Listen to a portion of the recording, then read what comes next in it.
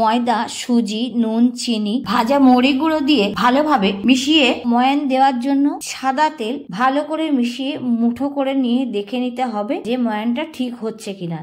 এরপর কড়াইশুঁটি, কাঁচা লঙ্কা, আদাটাকে পেস্ট করে নিয়ে ময়দার সাথে মিশিয়ে নিতে হবে খুব ভালো করে। এই ময়দাটা মাখার জন্য কোনো জলের প্রয়োজন নেই, ওই পেস্টটা দিয়ে মেখে নেওয়া যাবে খুব স্মুথলি। মাখা হয়ে গেলে লেচি কেটে নিতে হবে, যেরকম আমরা লুচির মতো লেচি কাটি সেইভাবে। কড়াইশুঁটির কচুরি খেতে কে না ভালোবাসে, শীত শেষ হওয়ার আগে একবার বানিয়ে খেয়ে নাও। তাড়াতাড়ি বেলে নিতে হবে কচুরির আকারে। আজকে বানাচ্ছি বন্ধুরা কড়াইশুঁটির কচুরি। পুর ভরার ঝামেলা ছাড়া ফেটে যাওয়ার কোনো ভয় থাকবে না যারা নতুন করছো তাদের জন্য, এছাড়াও এতদিন যারা পুর ভরে করেছো তাদের জন্য। এরপরে সাদা তেল গরম হয়ে গেলেই ফুলকো ফুলকো তৈরি হয়ে গেল কড়াইশুঁটির কচুরি। কেমন লাগলো আজকের রেসিপি জানাতে ভুলো না। বন্ধুরা, তোমরা কোথা থেকে রেসিপিটা দেখছো? যদি ইউটিউব থেকে দেখো চ্যানেলটিকে সাবস্ক্রাইব করে দিই। খুব তাড়াতাড়ি কিভাবে তৈরি করলাম দেখে নিলে। কেমন লাগলো?